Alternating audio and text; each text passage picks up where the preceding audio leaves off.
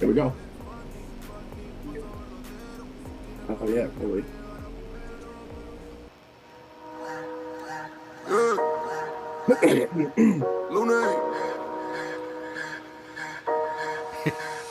Money work. El mundo quiere dinero. Yeah, I know. Money work. Se arregla con dinero. SE Project branding logo, that's one here. Money work. Si me quiero educar, dormir en algún lugar. Really cool. And we're also gonna change the kickstand now, guys. Alright, let's take a quick look at the hopefully I'm all good, guys. I roll over something. Un par de gente se llama el putín entero. Money, pasa verdadero. Si tienes la verde siempre llegará primero. Pero yo Lunes. Money work. El mundo quiere dinero. Yeah, I know.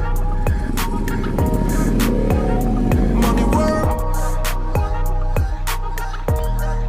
Se arregla con dinero.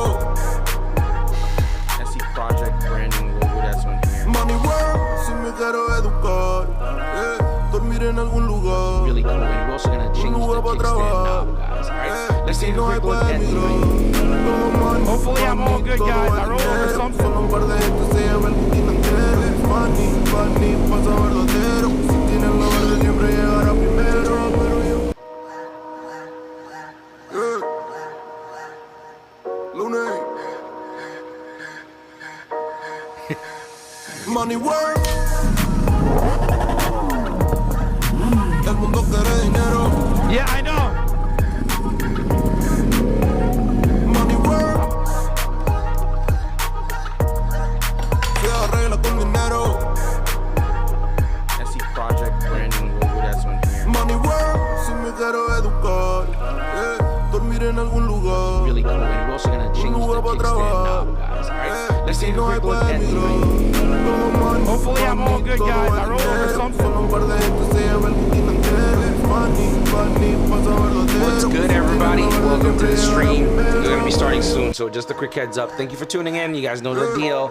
Hit that thumbs up. Get the stream podcast into the algorithm. The only way we're going to do that is by you guys hitting that thumbs up. So let's get it even to the actual viewership. And we have a really dope guest.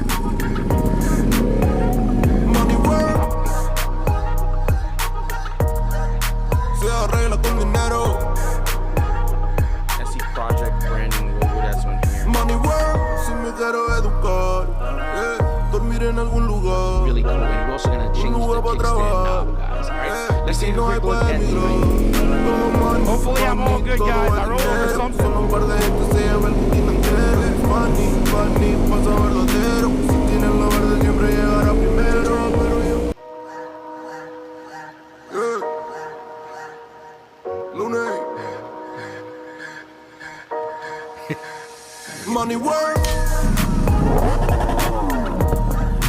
El mundo quiere dinero.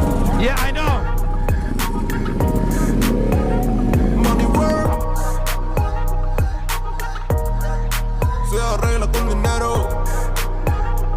SE Project branding logo, that's one here. Money work. Si me quiero educar, dormir en algún lugar. Really cool. And we're also gonna change the kickstand now, guys. Alright, let's take a quick look at the hopefully I'm all good, guys. I roll over something. Un par de gente se llama el putín entero. Money, pasa verdadero. Si tienes la verde siempre llegará primero. What's good? What's good? Welcome to another Freestyle Sunday, everybody. Super excited to have everybody on. It's been a couple of days. Well, been a couple of weeks since you've seen me pull up on the podcast, but you guys know the deal. Lots been going on. New bikes in the garage, trying to break in the Aprilia, continuing the journey on the wheelie practice with the Hyper, working on the KLX. It's just a lot is happening.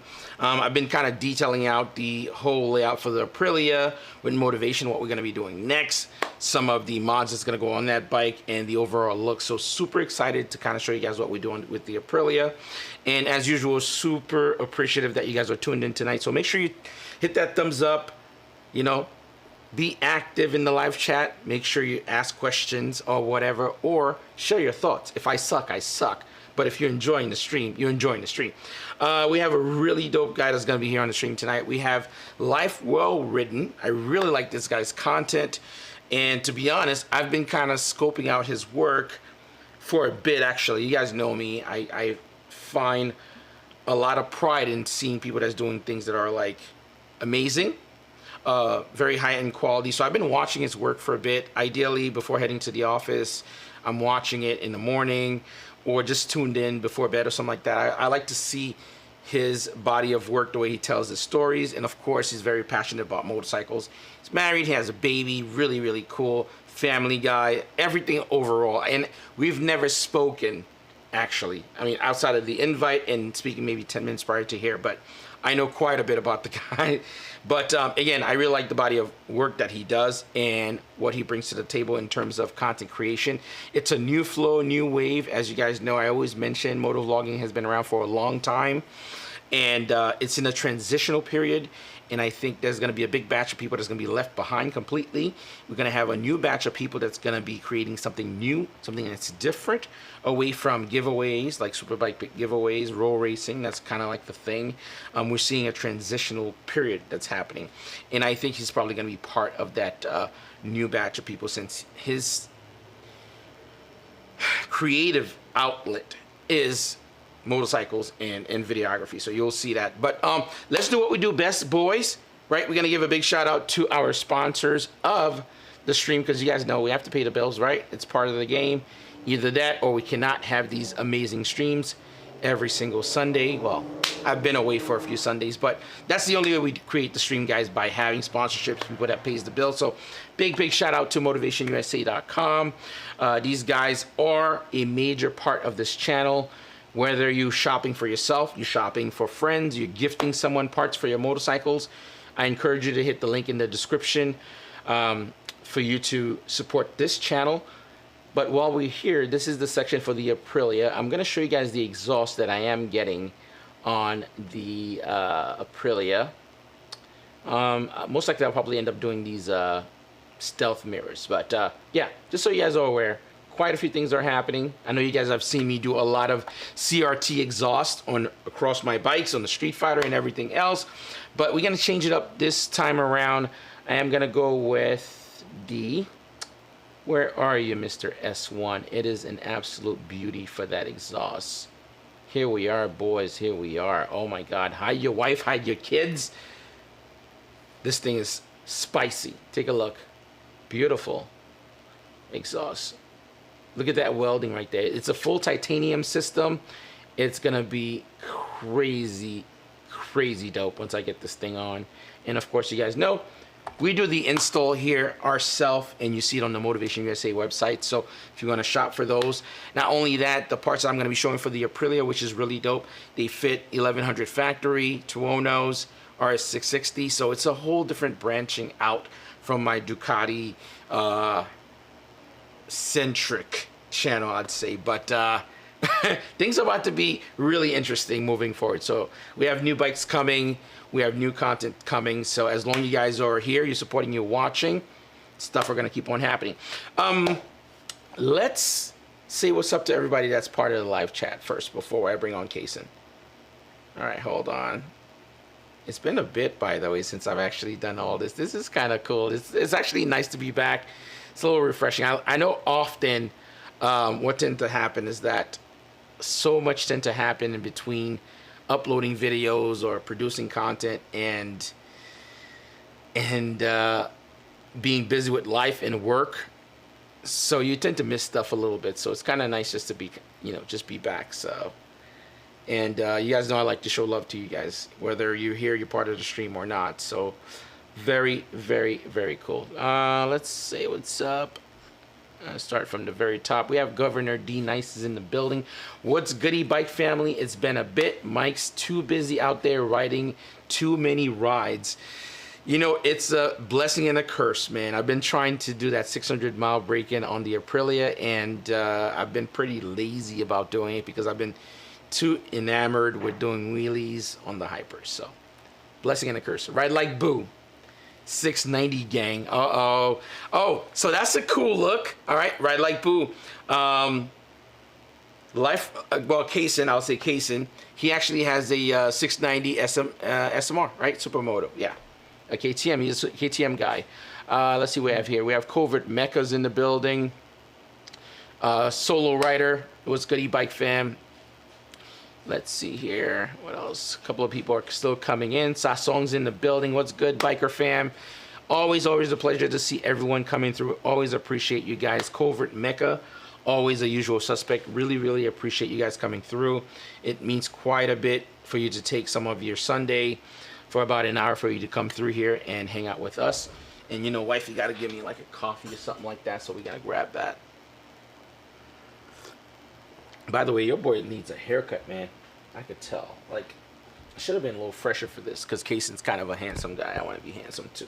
All right, here we go. So, by the way, guys, please do me a favor. If you're tuned in, whether you're watching this live, you're watching this now, or you're watching this later, I would truly appreciate you taking a moment. If you're here, you're appreciating this content, you're going to appreciate Kaysen's content as well. So head towards his channel, give him a sub.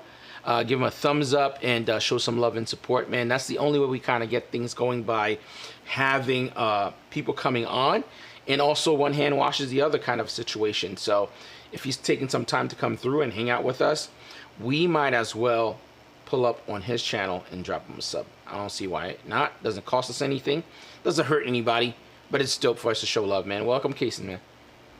Welcome, sir. Good to be here. Thank you for having me. Yeah, man. The pleasure is all mine. Let's chat up, man. We have a lot to talk about, man. I've been admiring your work for a very long time, man. I've seen your wifey. I've seen your daughter. Seen your bike, man. I've seen the work that you put in, the effort, and we've never even exchanged a word ever. That's why we're here now. Come on, this is gonna be good. What's dope is that, and this is what I love about the motorcycling community. We can connect. Like, I'm in New York City. Where are you? I'm in Chicago. You're in Chicago, right? You're in Chicago. I'm in New York, and I'm like, voyeurism. I'm watching, and I'm like, my first take on your content was just like, this is dope. I got a sub. In the beginning, I don't comment on people's stuff. I like to watch first. I like to observe, keep my mouth shut, and see what's happening. Because sometimes, you know, you get excited, you start writing things and stuff. So I don't say anything. I just observe. I kind of watch, and I'm like, okay, dope. One I've watched, I think that was pretty dope, where you did the ASMR one, where your wife handed you the keys. It was just a lot of sounds going through the video. Really interesting. A lot of Casey Neistat vibes in there, a little bit. Which, again, he's just inspired like a ton of people to get creative. So. You've done a lot of work on your KTM. In the here it is. Here I know I'm like taking over the conversation very early. This is crazy. I was in the market for a KTM. I couldn't find it anywhere, so I started like binge watching them, like searching. And you know, once you log into your phone or your iPad or your laptop, I log into my television at home, and it just started populating stuff like KTM and stuff. So that's how you came up. That's how I bumped into your channel. So tell us a little bit about yourself, man.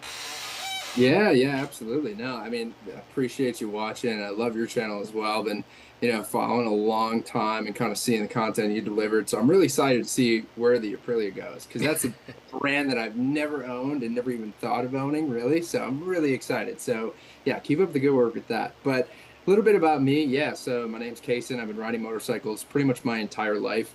And the channel name, which is kind of interesting because I have it tattooed on my forearm, and the tattoo came before the YouTube channel, so I always like to preface that.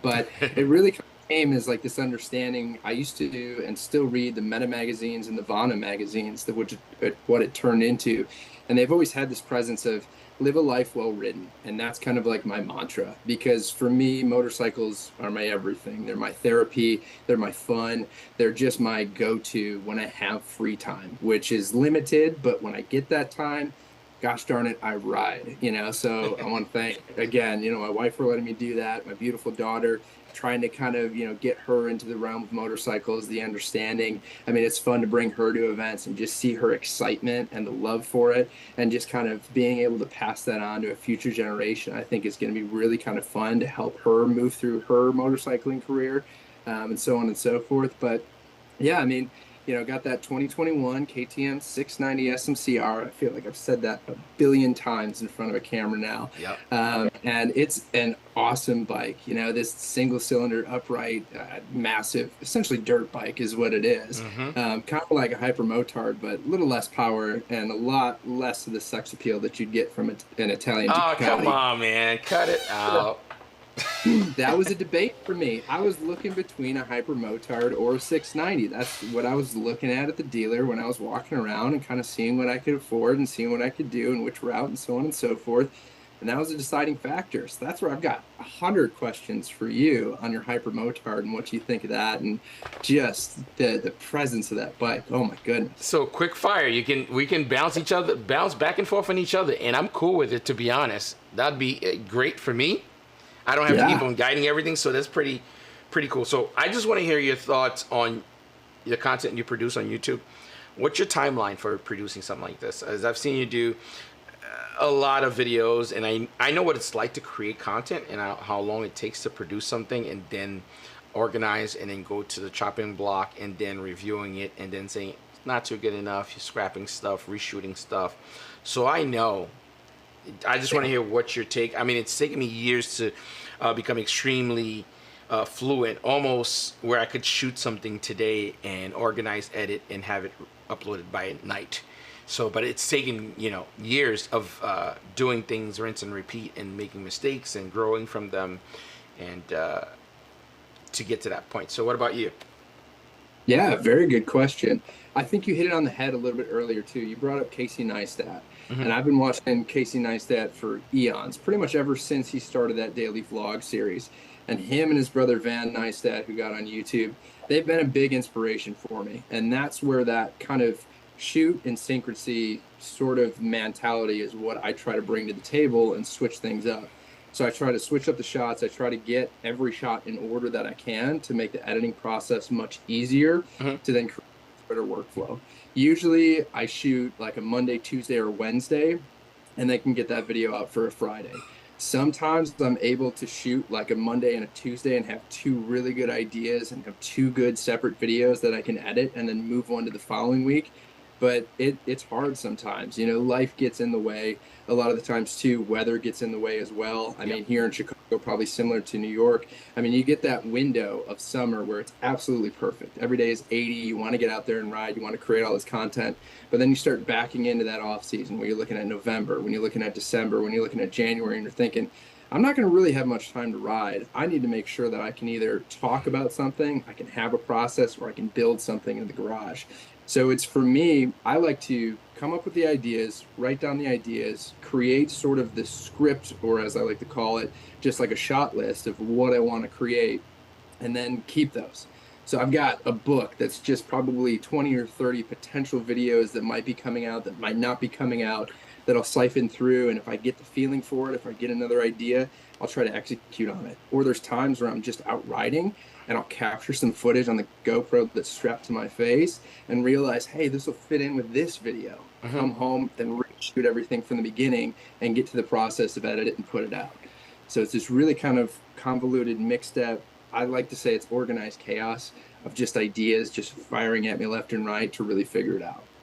So here's the other thing that's interesting too. I think I've been in that boat and worked very similar to that also. Do you find, well, I don't know, I would say if you find, but do you do any specific research prior to your videos, or you just have your set of ideas and concept that you're going to shoot that you work? Because that's one thing that's changed a lot with me. I mean, granted, we try to do gyms on the podcast every time we do it, where at least it's somewhat informative for some people that's watching or watching later.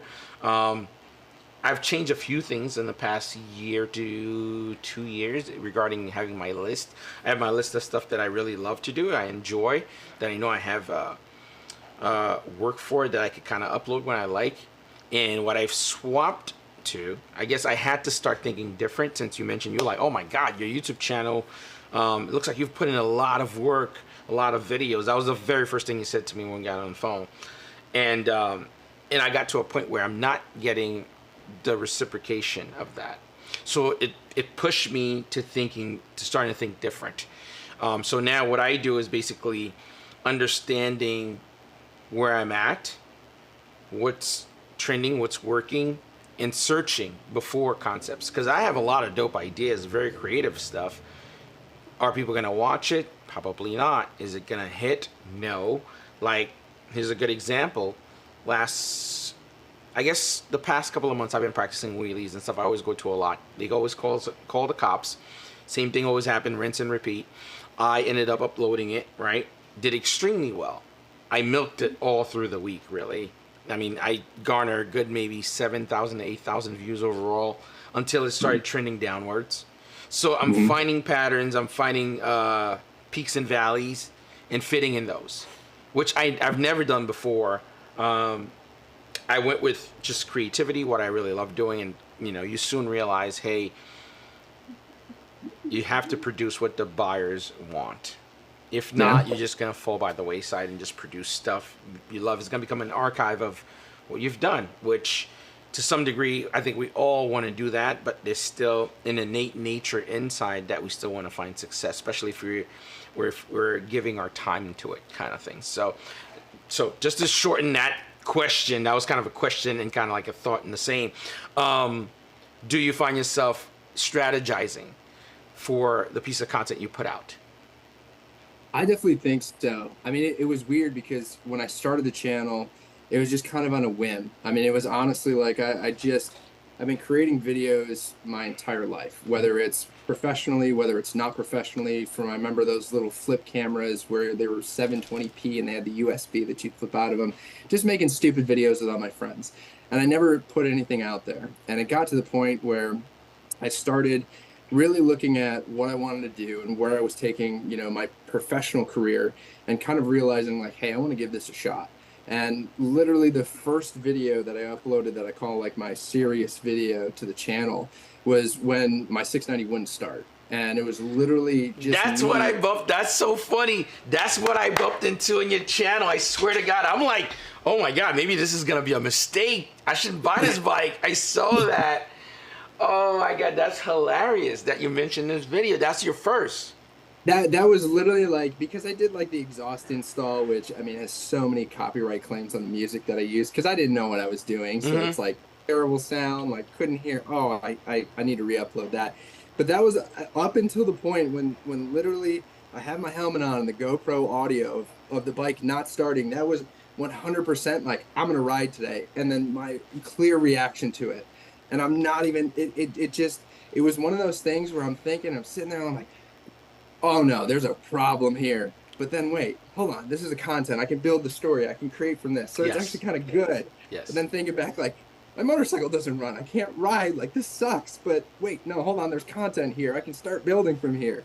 And that's how I started.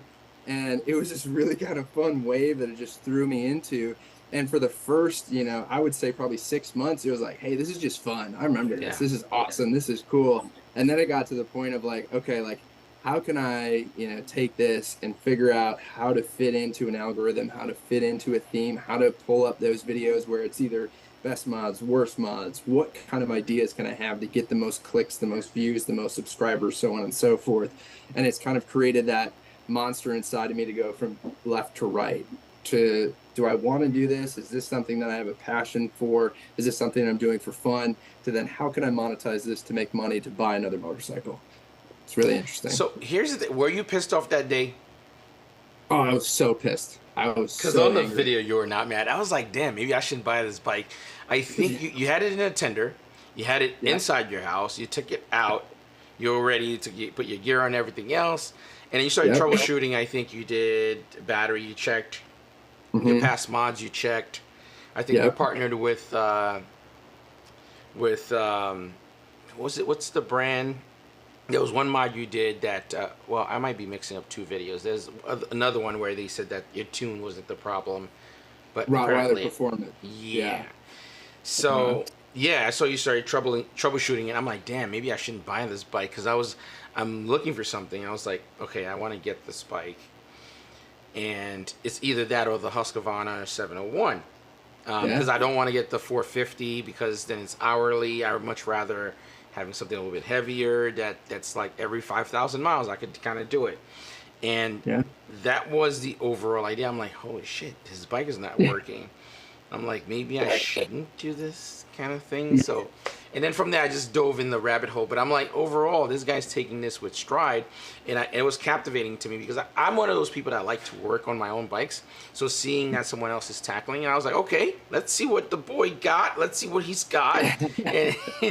And granted, you didn't resolve the issue, but I was more taken by the fact that you were just doing the steps and troubleshooting it and being very positive about.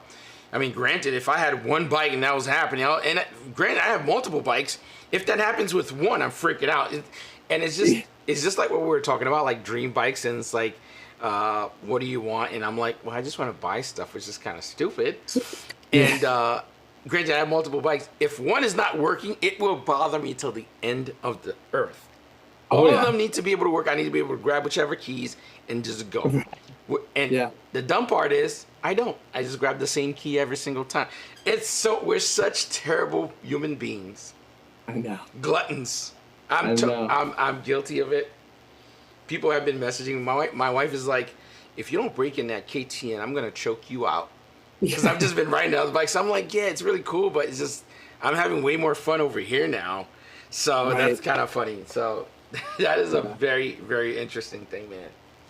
Yeah, I mean, but that's where, I mean, thinking back on that, I mean, it's my only bike still, and it's just pure panic if that doesn't run. It's pure panic if something's wrong with it. And when honestly MCC, the dealer, figured it out, we just unplugged the power commander and it worked. It's like, why didn't you do that? Like, why didn't you think of that? Like, why didn't it come to that point? And it was this weird, and I still have no idea why it did not start. And it was sent the power commander back to DynoJet, bench tested it, couldn't figure it out. So it's just warranty new unit and have yet to have an issue with it. But I mean, it's one of those things where I try to work on everything that I own. I like to create, I like to build, if I'm going to learn from it or if I'm going to make a mistake, I'd rather be able to show that on the channel and not be absolutely perfect, right? Because I think that's something that I saw too many times on YouTube is a lot of people, I'm going to put this exhaust on. Everything goes perfectly. Exhaust is great. End of video. And it's like, where's the drama in that? Where's some of the fun? Where's some of the motivation for other people out there thinking like, hey, I'm too scared to work on my own bike. Like, I'd rather take it to the dealer and waste X amount of dollars by paying somebody to do it. It's like, no. I can give you confidence by looking at how stupid I am to do some of these things, like cutting a factory header and pounding on a brand new FMF exhaust, to then say, you can do it, but you can do it better. So to give you a little more confidence. My favorite, I think, was, because this comes up a lot. It comes up whether you're at a bike meet, whether you're talking with people working on a bike, or bolts. Everyone panics when they're taking that corner. Did I tighten this right? Did I do that nut right? And when you're doing your shifter, you over torqued it and worked that bolt in. I was like, oh my God, he did it. And I saw you cranking. I'm like, I can't tell because when you edit the video, right? It's like you do the beginning, you do the end, and kind of play it in between. That's editing trick people. But I'm like, I don't know. That's a small bolt. I don't know, maybe like a M5 maybe? Yeah, M6. M6. So here's a good gem for you guys that love working on your bike. If you don't know your torque spec, actually double gems, I would say. Double. If you don't know your torque spec before doing your job, keep the part on the bike, get your torque wrench, reverse it. Don't guess it. If it's an M4, an M5, or M6 bolt, or M8, these guys have different pressure point. You can just Google it, right? It'll say whatever, 10 Newton meters. Reverse it, put it on 8 Newton meters. Don't go full 10. Reverse it. If it beeps or clicks, then you're fine. Then you can start cranking away. Then you'll kind of reverse engineer your torque spec. So that's a good trick. The other one, based on the kind of bolt it is, you can just find it that way. And when you're cranking, and that's what happened. If you watch Life Well Ridden's video, you'll see where the bolt snapped. That created a whole issue where you have to either tap it to get it out, but it looks like you didn't do it. I could have sworn, I'm like, he's gonna do it. He's gonna tap it and pull it out. At that point, your confidence was shot a little bit. It was the worst bolt to break. Well, I shouldn't worse, but it was a very bad bolt to break, because that bolt there for the rear brake lever or foot assembly, whatever you want to call it, that went through obviously the assembly itself, and then it went through another piece that was actually the plunger for the rear brake cylinder. Oh, I know what you're talking about. To basically that frame assembly. So if I bored it out, like, because that was my first thought, I'm like, okay, you got this, drill it out, and then you're going to recut it, and then you're going to have to get maybe a little bit bigger bolt. But then I had that plunger, that stick that goes into the rear brake master cylinder to then compress and use the rear brake. So I'm like, I can't drill this out. There's no way, because if I buy a bigger bolt that doesn't fit with this rod that goes into the masters, I'm screwed. And so it's like, okay, I'm gonna throw my hands in the air. I'm gonna bring this to a dealer, somebody who knows what they're doing. And they ended up welding another nut to that little nub and then backing it out. So I'm like, okay. So they didn't even tap it. They welded it and went backwards, which is one way of doing it too. Most people don't have any welding equipment. You could either tap it, right, and then drill it right in the center, and then reverse. You can reverse it. That's one way most people have that. You can get a tapping kit. In some other circumstances, I've seen where people have damaged their threads in their engine block. That's another tricky one to work with, which you wouldn't want to do on a V4, boys. I wouldn't do it. But I'm just saying, you could always get a drill, a complete regular drill. You drill through the hole completely and get yourself one of those springy recoils, right? You're probably going to make it a little bit bigger. Drop it in, Loctite it, red it, and then you can actually recover it out. There's a lot of really great tips and tricks that you can use. The thing is not making those big mistakes on your own personal bikes, or at least on your more expensive bikes, kind of thing. But it's a live and learn thing. And these are some of the things that drew me in. It's like, because I have those exact moments all the time. And one of the biggest things that I've learned working on your bike, and I've met some really cool people that's very talented, and I was fortunate enough they were able to share some kind of knowledge with me, at least let me know what's up. Like, I work with JoJo, really, really cool guy, Motivation, which sponsors the channel, plugged me with him. He's from New York, and I'm from New York. Just like, oh, you guys should hook up and work on this project together. Shot a whole video, hung out the whole day. Super cool guy. And I noticed one thing that he did was just super fascinating. Like, days before we did the install, we did the super light quick change sprocket in the rear, went up one sprocket, did the front sprocket as well, and then quick change hub with like safety wire. So it was a whole big project. So we're like kind of hanging out. Days earlier, he's like hitting me up. He's like, do you know what this is? Well, do you know the torque spec of this? Do you know how big the tool you would need for the back hub? He had like a whole sheet of notes prior to anything was done. He had like a grenade version of everything. So, and I was like, wow, I was like mind blown. I'm like, that's amazing that he's thinking that far, and it's that serious or that important to him that and it's not his bike. You know what I mean? And he's willing to go to that extent to work with me. And I'm like, moving forward, I will never touch anything without knowing the ins and out, the inner workings of everything, nooks and crannies of how things go. So it was a great gem just to kind of have a grenade version of whatever you're working on, to see it in 3D and having torque specs written down if you need to, or tools, for example. There's some tool-specific stuff that you might need to do that you should have. So all that stuff should be laid out before you even touch anything. At least that's what I learned. It was a really big deal. And I was telling him how much of an amazing time I've had working with him. He was like, it's not a big deal, you know. I'm like, it is. The amount of knowledge that someone have and they're willing to share, it's a huge deal. That because you only amass this amount of information over time, trial and error, making mistakes, making catastrophic mistake. You know, me coming in where I get all that for free without all the mistakes, that's a huge deal. So really, really cool. And again, it's a thing with our community, with the motorcycling community. It's like, I'm chatting with you first time, I feel completely at home, man. I watch you on YouTube and stuff, and it's like I never exchange any words with you. It just feels at home. Just the commonality, you know what I mean? Very, very interesting aspect. So, yeah. It's really cool, the brotherhood that you kind of form, you know, within the motorcycling community. I mean, there's people that I've met because of the channel that reached out like, hey, I'm in Chicago, you know, let's go for a ride sometime. And I've developed friendships where now I've got 7, 8 different people that I can reach out to and go, hey, you know, Cycle Gear's doing a bike night, you want to go? And all of a sudden it's a fun group, and it's really developing that and understanding it and just having some of those lifelong friends where maybe it's not working on the bikes. Maybe it's, you know, a Saturday night having some beers in the garage and just hanging out. You know, it's so cool to kind of see that and develop that and open that world up, especially through YouTube. And I love sharing that and taking that opportunity. It's a lot of fun. Yeah, man, your channel definitely deserves way more sub, man, as I'm watching it, as I'm going through it. And I think there's a big struggle when we're talking about YouTube. I struggle with the same thing as well. I think there's a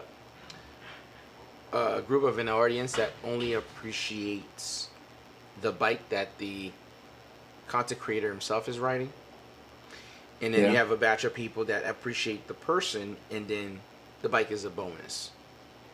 You know what I mean? So I think that you and I fall in this niche category almost, at least for me. This is not to say that I don't have nice bikes. I think I do have nice bikes, and I'm not one of those people that's like, look at me, I have this. It's just never really been my style or whatever. Yes, I work for mine and I have it. It's not a big deal. I would much prefer for people to come and be part of my channel based on the journey of who I am.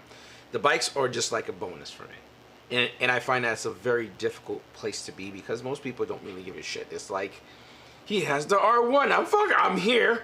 You know what I mean? So that's one of the one of those fatal flaws or mistakes, I guess, of what everything is. So. Hell, I get you. I'm going to be the KTM 690 guy for the rest of my career on YouTube. It doesn't matter what bike I get. You know, it could be, you know, my dream bike. It could be a totally different. I could buy a Hyper Motard, right, and start a whole series on that. First question would be, what mirrors do you have on your KTM 690? Not even relevant. And it's like, I swear it's always going to go back to that. Yep. You know, it's interesting, you know, because you try to figure out how you can develop that, right? You create a good enough story, you create good enough content, you're hoping like it's not just for the bike, and you can develop that relationship with the viewer to come back so that you could upload just one sentence and basically, or I should say one word for a title, a blank thumbnail, and people would still watch it, you know, just because it's you. Like, that's the dream. That is the dream. That is the absolute dream. At least my dream, that is. The funny thing is, I uploaded 8 years ago. I had my Ducati Monster. I did a detail walk around. This is where I'm like banging my chest. I'm like, yeah, quality. That's my goal here on YouTube. And till this very day, people just like hit me up on the same video. That Ducati, the goddamn Ducati Monster will not go away. No matter what, it won't go away. I have the bike. I ride the bike. I specifically do not do videos with the bike because I just don't want people. I'm trying to distance. It's like the goddamn Ducati Monster will not go away, and it's like, it's gonna be 10 years, guys. Look at the date of the video. You know what I mean? It's just it's so wild and stuff like that. And then every other bike that I get, it's like, so when you gonna ride the Monster again? I'm like, it's fucking old. Come on, guys. Where you been? There's been plenty of bikes in between then and there. It's hilarious, man, but it's all good though. It's all right. I'll take it. I mean, I love that 690. I mean, that thing, it's such a weird bike, you know, because it's like I'm trying to figure out, when I was scripting and writing for like the 1 year review, it was really hard for me to pick out problems with the bike, because aside from, well, me just being a dumbass and not getting it to start, but it's hard because it checks so many boxes. There's so many beauties to that motorcycle, in a sense that it's the most versatile bike that I've ever owned. I've, you know, been lucky enough to own a few different bikes in my day, a lot of supermotos. I had a Ducati, I had a 749S. It was awesome. Open clutch covers, so it's a dry clutch, so it chattered. Nice. People at stoplights roll on the window like, is something wrong? Like, is it falling apart? And you're like, no, it's supposed to be like that. Like, it's cool. You know, it's a tin can. But no, I mean, the 690 is an awesome platform. but it's one of those things where you kind of start to get to the point where you're like, all right, this is fun, this is great, but it doesn't really do everything really, really well. It does everything good, but there's a little hints where you're kind of missing different bikes, right? Where like a hypermotard, right? You can kind of get towards like a highway scene. You can ride a 690 on the highway, you can do it, but it's not fun. I mean, it's not comfortable. I would not want to do it for more than an hour, and there's a lot of other times where like, okay, this is a heavy supermoto. I mean, if you wanted to jump it, if you really wanted to ride it, I get it. You got the 690 Enduro R, but you're kind of pushing it. You'd have a much better track day on a 450 or 500 for a smaller track.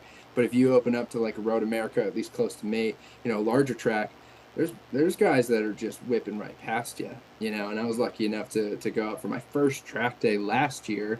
I've got a weekend coming up this September, so I have 2 more track days under my belt, and just learning more and more about the bike, you find all these intricacies that are just amazing to have, Yep. but they don't, like check every single box.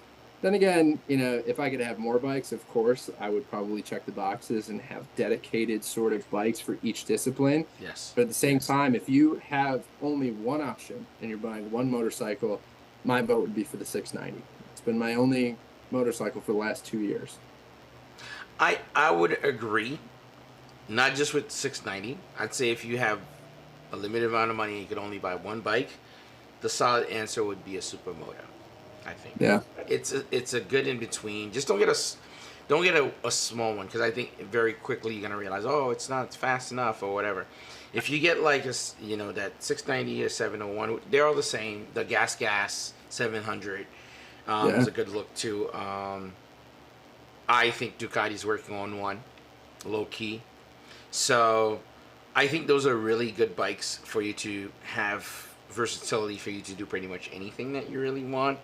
But ideally, for me, I'd say if you want a bike that does everything, and if someone has the budget, if someone's watching, the bike that will do everything, well, outside of dirt stuff, everything would be the Street Fighter. Oh yeah. That is, It's a race bike, it's a naked bike, it's a relaxed bike, it's a get the fuck out the way bike, or put it down with any person that's on the road with, it will do it. I don't really ride that bike that often, because you do get a little crazy riding that, because it's a lot, and the way they package it, it doesn't feel like it. The bike feels light, the bike feels nimble. When the rear cylinders turn off, it feels like a normal bike, and then when you need it to go crazy, it does it. It sounds amazing. It does pretty much everything, but I think the supermotos are a better fit, because you're going to be safer with that bike. And, I spoke to a good friend of mine, I think prior to talking with you today, on how the most ideal situation is to kind of have specific tools for specific jobs. And you'll be able to enjoy things. Because I was explaining to him how I'm enjoying the Hypermotard so much more now, just because when you start changing your skill level and the way the bike is meant to be ridden, it's not meant for you to go to point A to point B. It's meant for you to go to point A to point B. But in between, you're going to slide the back out. You're going to weenie the bike. You're going to probably do a rolling burnout. It's these little intricacies that creates like, oh my God, this is so fun. It does all these little quirky things and stuff like that. And then you start realizing, oh wow, this is what that bike was really specific for. And then I would jump in and ride the Aprilia, and I'm like, okay, this thing is just wants to go fast. It's it melts into the corners. They all very different, and there's really no one answer for like get one bike that solves everything, because they all very specifically designed for specific things. So it's an interesting thing. To be honest, I feel very blessed that I could probably bounce off different things. I never really say like that to people, because I don't like. Again, I always said this to people, even like some other people that I've known, like Ebe and stuff like that. He's like, you should show people your stuff. I just don't like it. I think it's a little tasteless to me, and not to say that when others do it, it doesn't. I just don't like to be pompous. I know what's up. I'm happy. I don't need to show people that I'm happy to know that I'm happy. I'm good. Trust me. If you see me, I'm good. If I'm smiling, I'm good. I don't need to say, look at me, I'm smiling, I'm good. That's false. Yeah. You know what I mean? So that's a whole different story, man.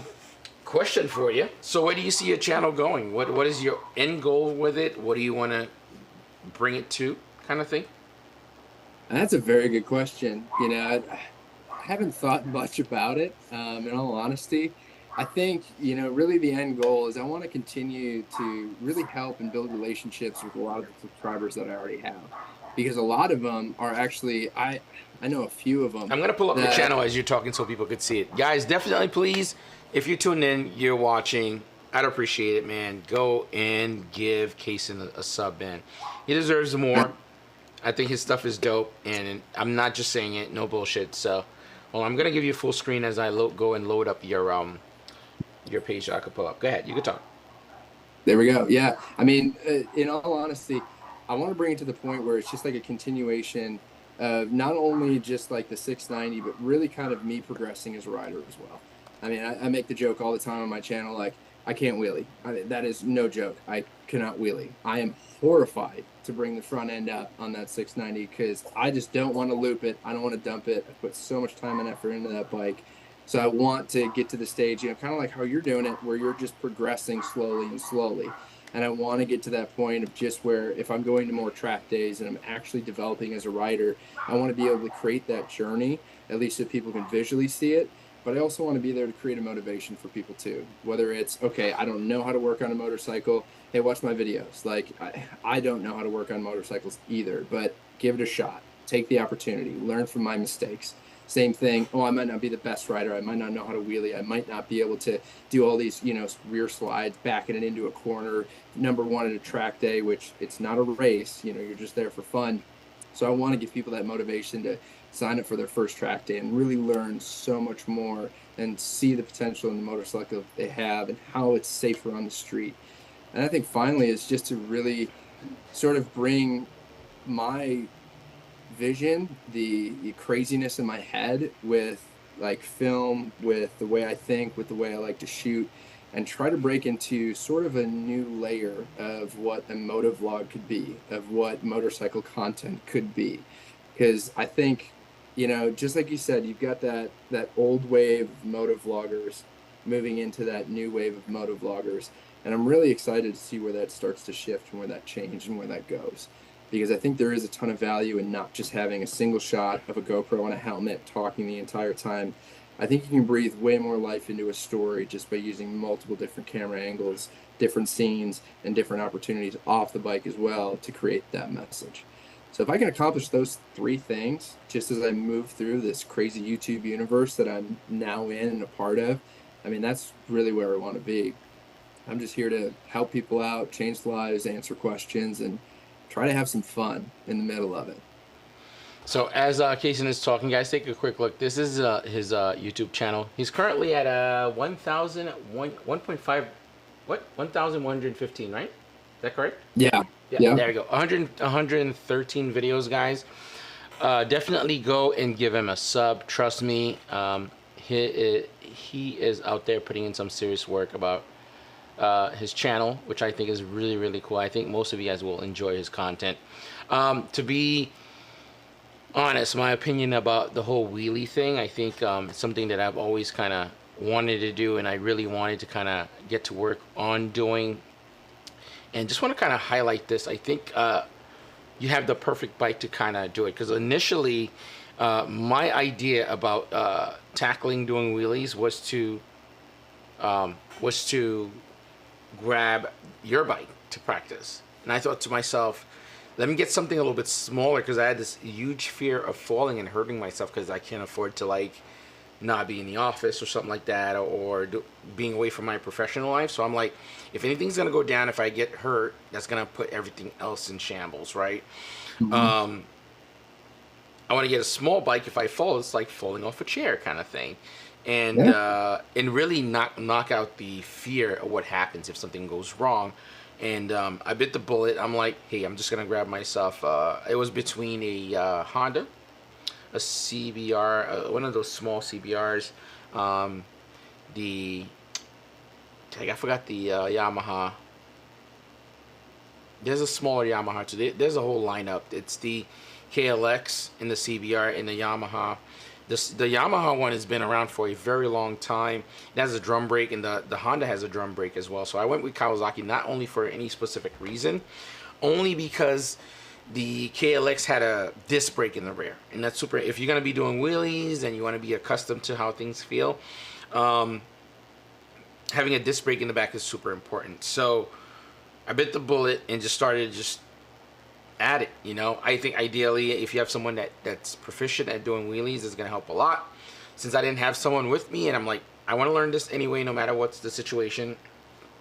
I set up multiple cameras. Fortunately, I have different GoPros, one watching me, one in front of me, high frame rate, and I'm able to review myself. I spent more time reviewing myself than actually doing wheelies. So that's how I was able to learn really quickly, because I could see what I'm doing wrong and what I'm doing right, and how do I make small adjustment really quickly. And of course, I bust my ass like 3 times.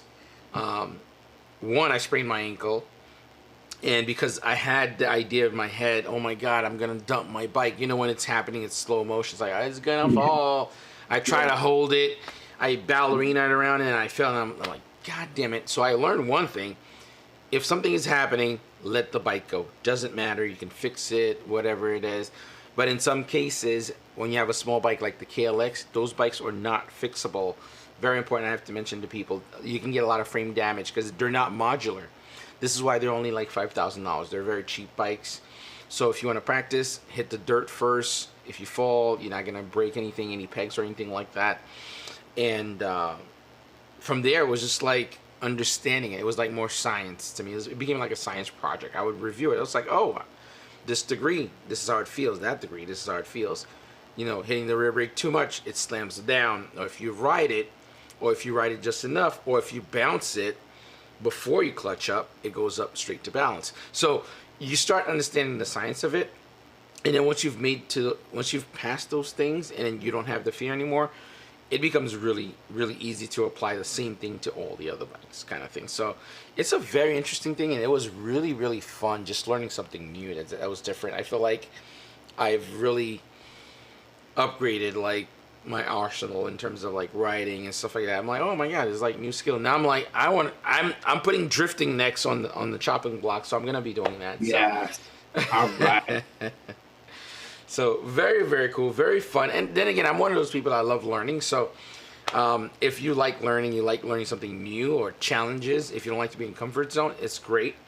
And then it moves. I mean, anybody, once you get comfortable into anything, you become stale. So, you know, I say give it a shot.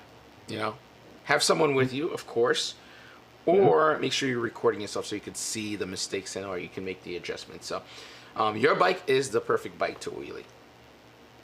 I think so. I mean, I scare the crap out of myself when I take traction and ABS off and I crack that throttle. Holy smokes. It comes up so quick. It is, yeah. I'm only laughing because I just, me owning the Hyper, I just took off ABS in traction in DTS. And I'm like, wow, if you didn't practice everything prior and have it memorized to have reaction time. Yep. Yeah. Yeah. Oh, I made that mistake a while ago, and I remember the first track day that I walked into, you know, because this is the first time I ever brought a bike to the track. Like I'd driven a few cars and had some other track days and fun things like that, but first time I brought my personal motorcycle to a track, and it was so cool. First couple laps, I mean, I'm in the absolute novice group, which no shame in that. It's like a parade lap. You're going 45.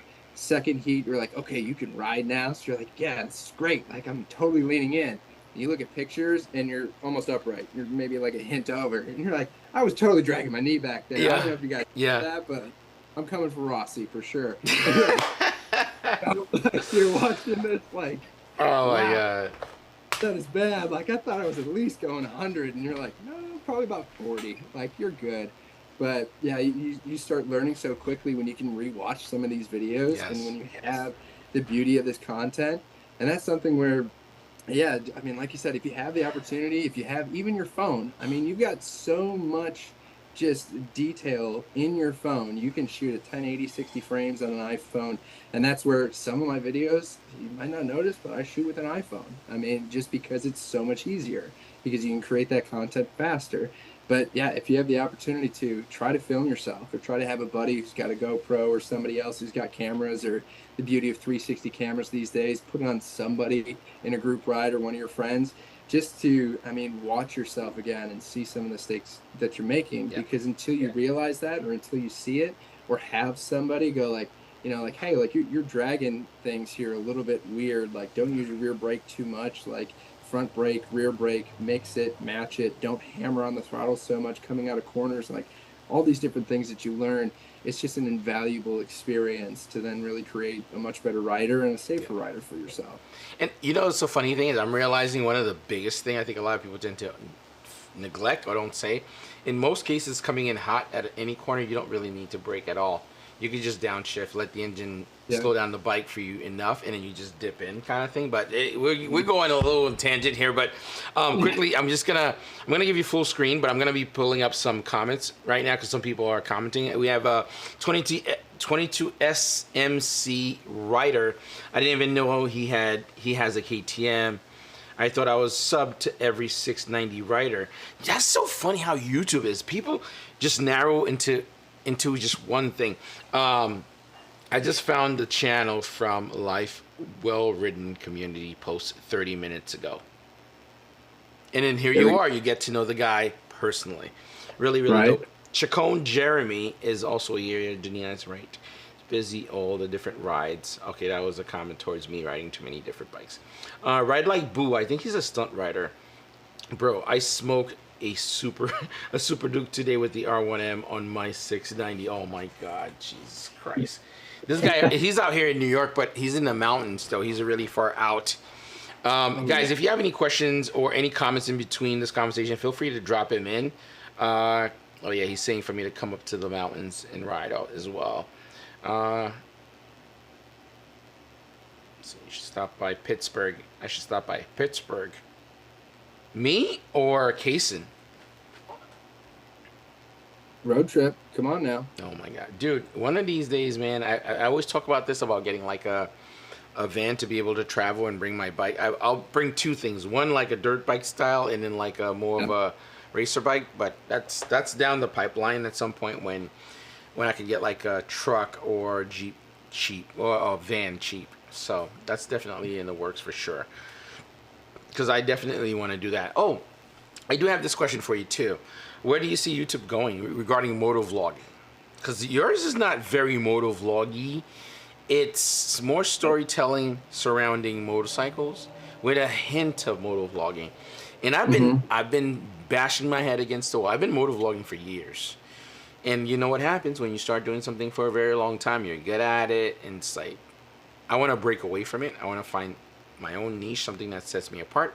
Maybe that's going to be the fire that's going to lit up for my channel. And where do you see this going? Because I'm sure you've seen Ebe with the roll racing. Fastlane D has been on the show too. You have people doing roll racing, people doing bike build series, bike build giveaway. I think you've seen, I don't know if you've seen Adobo Moto. He's really trying to switch that up. He's rattling the cage. He's throwing shit out there. He's like, no more bike giveaways. No, he's really kind of rattling things. At first, I was like, oh, shit. And then I thought to myself, you have to have a disruptor at some point in order to have some change. Because when Ebe first came into the scene, what he was doing was not a thing. He was the disruptor. And he became the it guy. And then a lot of other people soon kind of follow. I think one anomaly is Chase. Chase always tend to yearly reinvent himself. But I've noticed his views has dropped tremendously a lot. I think MK is the only moto vlogger that's hitting over 100,000 views per video. Yeah. Because who is it? Oh, and then Monosity just got back into it, right? He just got back. I think he's coming from something pretty big. I think he's having a divorce or something like that. That's what he mentioned in this video. I'm not bragging. I'm just saying that he made it public so I could repeat it. That's why he was away, actually. He's one of those people that have exactly what you and I were talking about. People don't watch him for his bikes. People watch him because of him. He's one of the only people, well, him, I think Do It With Dan has that too. He uploads anything and people watch it. He has that. Moto has that. Who else? There's a couple of people that shares that same sentiment. They could upload anything and watch. I think Ebe does that too. He does that well. He doesn't necessarily have to be writing. People are just they're here for his personality and his wittiness. Not everybody has that, but I wish. Who I remember watching so much back in the day was Walterific. I remember watching Walterific so much back in the day. I mean, the dude's got like 2.36 million subscribers. And like, just, I don't know what happened or when it happened or anything like that, but for some reason he just fell off the face of the earth, you know, kind of disappeared. And I think he's kind of going through the same sort of reinvention right now as well. And I mean, he's such a huge player in that game. I mean, that is an incredible feat to accomplish, especially with YouTube. I think what happened with most of these guys that were really good before, I'd say were too, by the way, because as you can see, outside of Chase and Brent, they're the only one that's managed to reinvent what they're doing a little bit and make it fresh. What's his name? You just said his name again. I forgot his name. He has the whole helmet and everything else. I always forget his name. Oh, Walterific. Walterific. His content's the same from years after years after years. People are just watching for him, which I get. No shade or anything like that. It's never changed. Nothing. It's the same. And, you know, people like it. People enjoy it, which is fine. But just to get back to my point, these guys who are going really hard, really fast, I think the burnout happened. Because I think he started working at Amazon. I think. Again, this is all public information. I'm not just speculating here. I don't do that. Not my thing. These are what they're saying in their own videos. I think he was getting to a point where he just couldn't do it anymore, and he just started working at Amazon. Yeah, I get that. I feel it. I mean, there's times where you reach that burnout. You know, where you reach that, there's so much stress in, okay, I created this week's video. Now I got to start focusing on next week's video. And then you wake up and it's like Sunday or Monday or Wednesday of the next week. And you're like, I usually upload Fridays. I've got like a day to do this because I feel like if I don't upload or I don't hit my mark or I start throwing things off the algorithm or I start, you know, or stop uploading at my specific time based on so on and so, that everything will just fall apart. You do really get that sort of feeling to it. You get that sort of stress around it. You know, and that's where it's like, for me, I try to eliminate as much of that as possible, just because I think back, I'm doing this because it's fun, because it's awesome, because I would love to turn this into a career. But for right now, just enjoy what you're doing. Have fun with it. If you can share that fun vibe, if you can share that love that you have, just whether it's in front of a camera, whether it's not in front of a camera with your friends, like just enjoy that and bring that to the table. You know, it's hard to force it. It's hard to watch people who like try to force these things and try to pump out the absolute most, you know, so quickly to grow so much exponentially. And it's like you lose that longevity. So it's hard because down the road, I don't know whether it's a reinvention, whether it's just a continuation, whether it's just a different sort of style. It's difficult. I mean, I've tried uploading videos that are totally not about the 690 or completely opposite or just fun things that I like to put together for my family or for my life or so on and so forth. They tank. They don't do anything. I mean, I'm lucky enough to get 80, 100 views on a video. I could upload the next one for 690 and I'd be at 2K in a week. And it's like, oh, okay, like, it's like yours is like a cult following, the small stuff. But here's the thing: I've noticed a common trend. Again, there's always gem in these podcasts. Red Like Boo. I saw your message on the stream. Drop me a DM on Instagram, and we'll make something happen. I'd like to have you on as well. Why not? One thing that I think a lot of people that does moto vlogging, they're not business savvy, so it's a little bit different, or at least not a business mentality style. I think one thing that tends to happen when they start doing really well, or they're driving traffic, they're getting money, you know, it's like me. Oh, I'm just getting all the pot of gold, right? I think immediately what tends to happen with people that are very smart, that are very talented, when things are going very well for them, very quickly, they quickly realize, hey, I'm going to reinvest. Like, let me hire people around me. So you won't get burned, right? If you have an editor, if you have someone coming conceptualizing, if you have somebody looking for common themes, what's hot, what you should be shooting, then it's not your level of stress, right? Or you do batch recording at some point. Like for me, My wife helps me out a lot in terms of like organization or reviewing some of the work that I've done and stuff like that, just kind of offset stuff. I do batch recording now, because before I used to do videos often, and it was just like, oh my god, I'm running out of time, I'm sleeping less. Yeah. Doing batch recording goes a long way, but I think what happened is I'm using these people as examples because they're doing this stuff well, not to take shots or shades at anyone or whatever it may be. If you notice Chase, if you notice Yami Noob, who else has done similar? Instead of them reinventing themselves, which appears like they're doing, these guys definitely have meeting with their team and they hire other people around them. They're bouncing ideas off one another. So I think this is what you're seeing, and they're not getting burnt out because it's not all on them. They're not taking all the revenue coming in. They're saying, I'm keeping some of this, but I'm going to pay a few people and kind of get this done right. Because if not, you will go crazy at some point. Everybody has hit that point. So you've seen Chase have a whole team, whether it's mechanic, an editor, a friend with him or whatever. He turned it into an official business, but he hired people to balance information. I think that's where you kind of alleviate the burnout. If it's just yourself as the editor or doing everything, like for example, just before we started the stream, I was debating all day. I'm like, okay, I want to do it in the garage because I want the bikes to be shown, because those have higher returns. When I do the stream in the garage, people see the bikes, or I'll do startups and stuff. They just tend to have more views. And I'm like, okay, my camera, everything is set up. People can't see what I'm seeing, so I have a boom mic, which you guys can't see. Let me just kind of pull that down. See? That's already here. I have a huge monitor to the right where I could see all the chat. I could see you. I could see the call. I could see the volume levels. And I have my main camera, and then this is you. Right? Yeah. And I have another display here seeing my levels and everything else. And then I have a whole control lower down here. So there's just a lot. And my wife was like, you should show the bike. And I'm like, babe, what are you talking about? It's like 2 hours until we go live.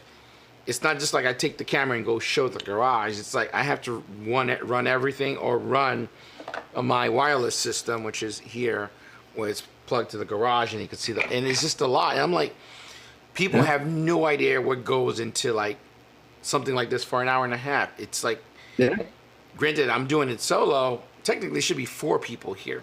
One reading, doing the comments in my ear, and even so, I'm still. You can see here, I'm still in my ear at the same time. So it's just like so much. People don't know. And again, some back end stuff, but I try to be as transparent about what I'm doing so people know anyway.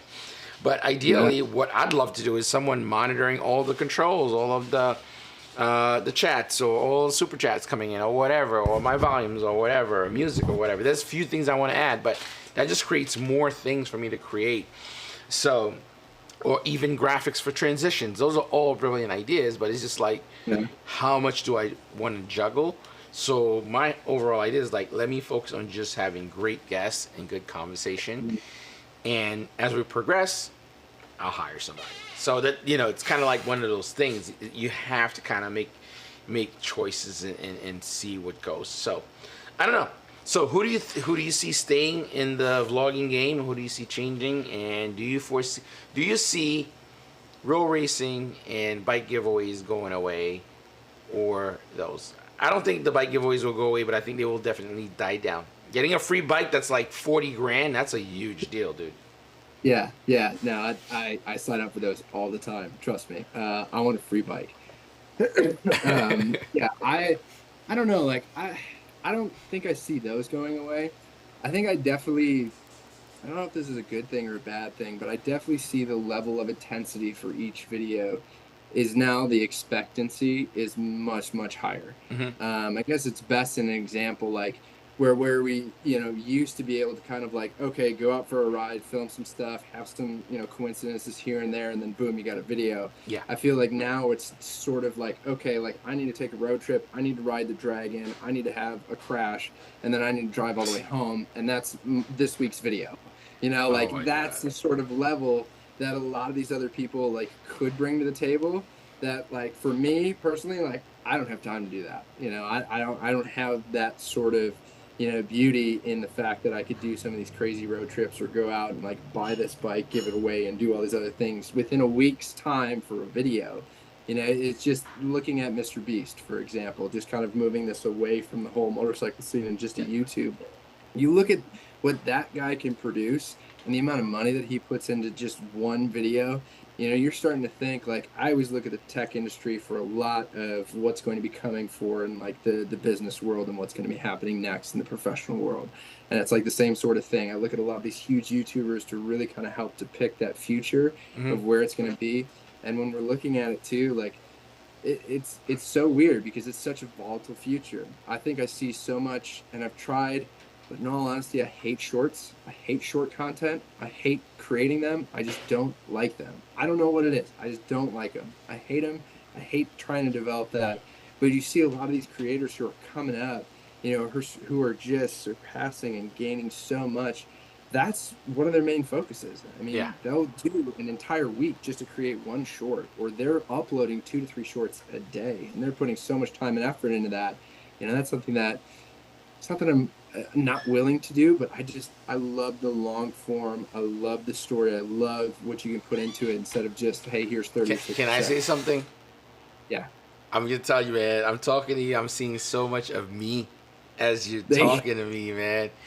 I'm seeing so much of me. Don't be me. In the beginning, I was like, no, I'm not. Because here, I was in my first YouTube era was the easiest. And that was the easiest opening to potentially be in the chase level, in the Walterific level. And I did not take it because of my pride. And I did not take it.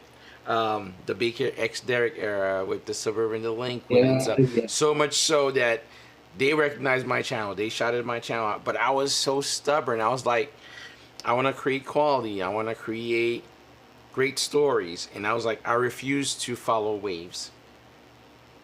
And that was one of my biggest mistakes. I don't kick myself about it. I learned from it. And I make sure. And if I'm speaking with anybody that I know, I make sure I explain this to them. Get into the wave, get to where you need to, and then you can do what you want. Because I was stubborn. I was like, nah, I don't need to do. Because there was the whole era of smashing mirrors or something crazy. Or you saw a car flipped. And I was like, I'm above that. I won't do it. You know, it's like, I was one of those people because I just never felt like I fit in when that category. It's like, you know, something crazy, a cop getting chased or something like that. And I'm like, no, I wouldn't do it. But those were some of the big waves that you could have just ridden for a little bit and then just, you know, cast off from it and do your own thing. So the point that I'm getting here is regarding shorts. I felt extremely strong about not liking them in the beginning. I was like, this is not Instagram. What the hell is this? Next thing you know, girls are just going to be shaking their butts. And I kept on saying to myself, I don't like it. I don't like it. I don't want it. And I was like, what are you doing? We've been here before. So I instantly embrace it, whether I liked it or not. Technically, it's just for the channel, for growth. And I've learned a lot, actually. I'm like, you have to be able to compose an entire concept and idea within 60 seconds, which I struggle with because I was one of those people who like to produce, right? I like quality, 4K. You know, you need a big rig for you to edit that stuff down or whatever. So every video was a giant production. So, you know, doing these shorts, I'm realizing, hey, you have to be creative in a very short time frame, be able to tell a story, a cohesive story. And I'm like, wow, this is a challenge. And it really, really taught me a lot just doing it. And it's really has helped. Actually, to be honest, I'm actually 10 subs away from 28,000, I think. I actually haven't even checked. So I think I'm 10 subscribers to hitting 28,000. But yeah, it grew a lot. Like I did the shorts with the cops thing, and again, I don't like negativity, and my interaction with the police tend to be very different. My approach is very different, and most people will click them. They're expecting something wild, crazy, and then come to find out it's a positive interaction. It's like. Yeah. We managed to turn a regular cop into a biker, a potential biker. He wants to find out about bikes and stuff. So, you know, for me, I still struggle with the same thing. I like to be away from the regular cycle. Like, for example, you have a lot of rinse and repeat on Instagram. And that was my fear of YouTube becoming a rinse and repeat. And to be honest, again, more gems about YouTube. I like to be transparent. The shorts don't make a tremendous amount of money. There's still more money in the full-on videos. Because when I look at my stats, there are quite a bit of money for shorts that comes in. But the long-form videos, even though they don't have as much views, there's still more money in those. Yep. So that's the bottom line, actually. So, I mean, it's a lot, man. I actually really love doing this, to be honest. And I love working on motorcycles. I love shooting content. And I never complain because I'm really grateful. I managed to work with a lot of really great brands, a lot of big companies that are willing to partner with me. And I think that's only because I've managed to maintain this dignity part of my channel where I refuse to do some of the nonsense for views.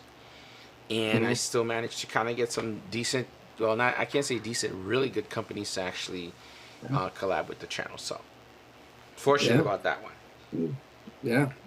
No, I mean, I think you hit it, I mean, right on the head. It's hard when you start seeing that and don't want to fall into that kind of extreme game, right? Where you're flying down the highway and you're knocking off mirrors or getting pissed off at people or anything along those lines. It's hard.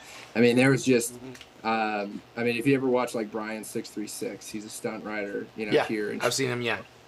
Yeah. We had lean back this weekend and, I had a bunch of buddies who wanted to go and so on and so forth. And, I should have went, I kind of wanted to go, but at the same time, I mean, big rides like that, they kind of encourage, some of that bad behavior. And it's one thing where I try to, there you go, you got the pop up. Yeah, she's like, I want to be in the stream. Every stream she has to be, come on, take a look. See what's up, everybody.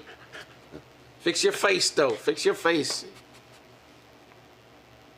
Hi, guys. Okay, good. There you go. Okay, get out of it. That's it.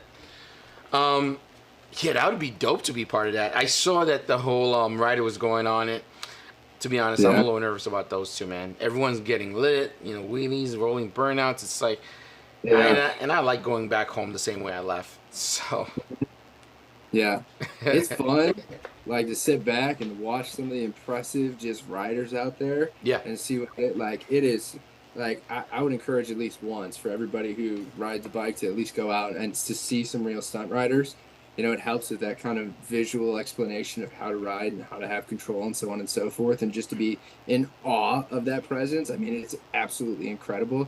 But yeah, you could definitely get down the dark road very quickly. Yeah, in a large group like that. And what bothers me about those, I think, it's a toughie. I think it's really cool what they do. Also, Brian 636, I like his videos a lot. Great energy. Lots of really dope stunts, and he's really good. Very great control. The problem that I have with these big crowd style of rolling, I've seen in cases where people either get hurt or they crash. Their bike is rolling down the highway. People just keep going, man. There's not like a huge loyalty thing here, like, hey, we're staying with you kind of thing, because a lot of people riding dirty. They're not going to wait for everyone's going to leave. You know what I mean? I'm not. So that's what's a little tricky. Because everyone's here under one pretense. We all like bikes, stunts, or speed. But if it goes left, man, everyone's by themselves kind of thing.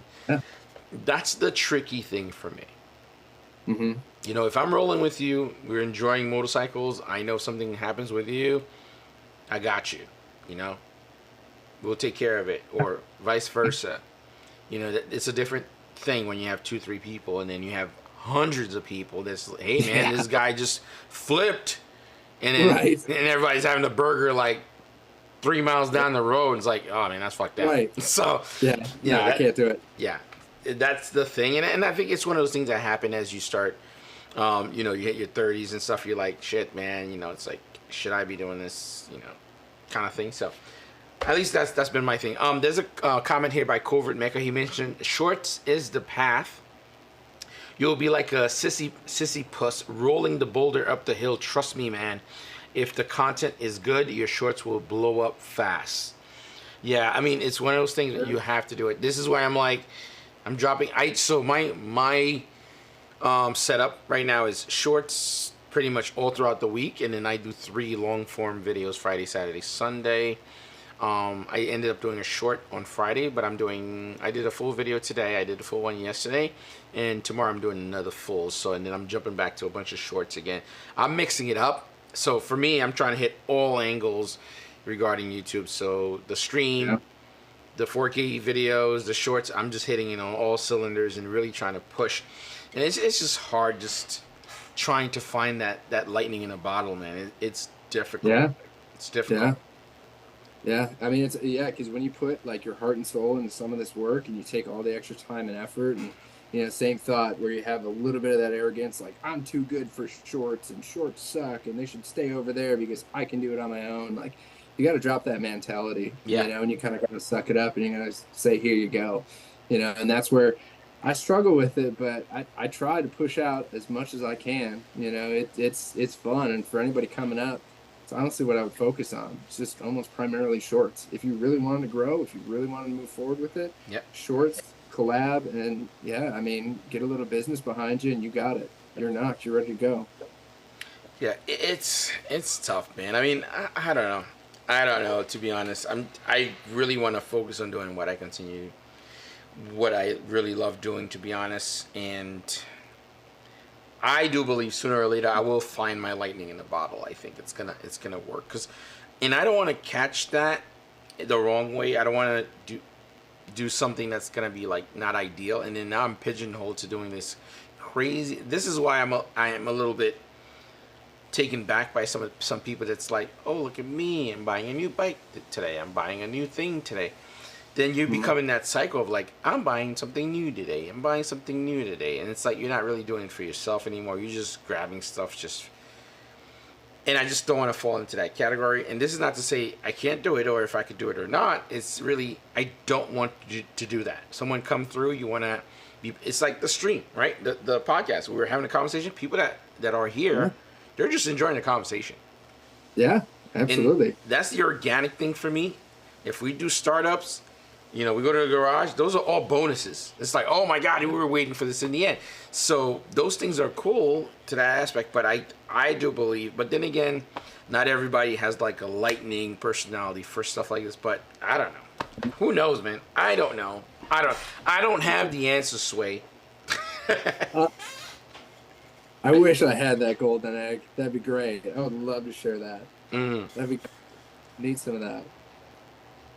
Yeah, man.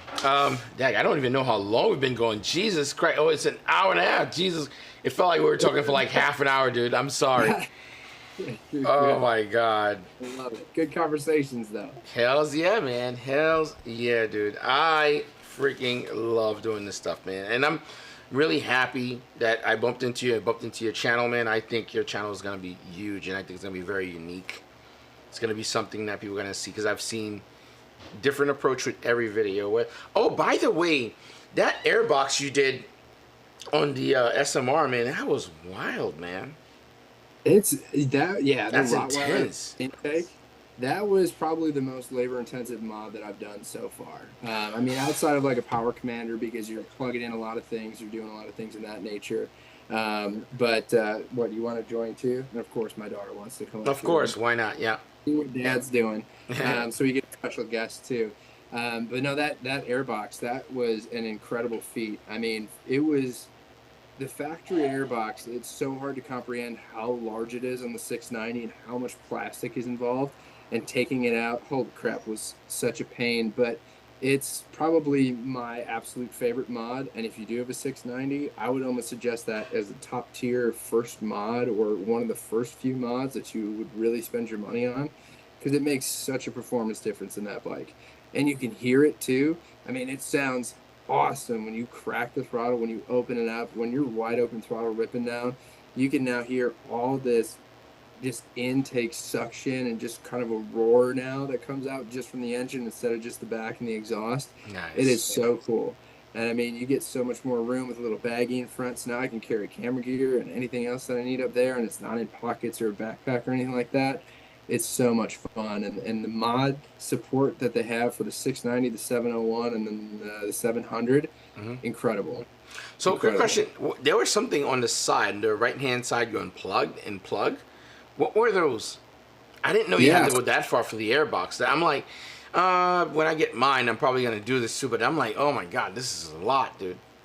Yeah. So, through that, honestly, like the video that I put together was, I would give it maybe a 5 out of 10. Rottweiler has their own like 30-minute video to watch to actually do the install. So that's why in the video I was like, no, you should go watch that, like to actually install it, because there are a few different factors to it. You replace the factory, I don't know if it's it's an oxygen sensor that you have to then replace, take from the factory air box, and then put in the new Rottweiler plate. And then there's a few other hose systems that you need to either replace or reuse with that air box as well. So I also did the SAS Delete kit. So it's like your oil canister kit, which in all honesty, for the $60, I would do it as well, because it just takes off so much extra weight from that bike and so many extra hoses and canister. And just, is it the charcoal canister, right? Yeah, charcoal canister. I took mine off the Hyper too. It's really... Yeah.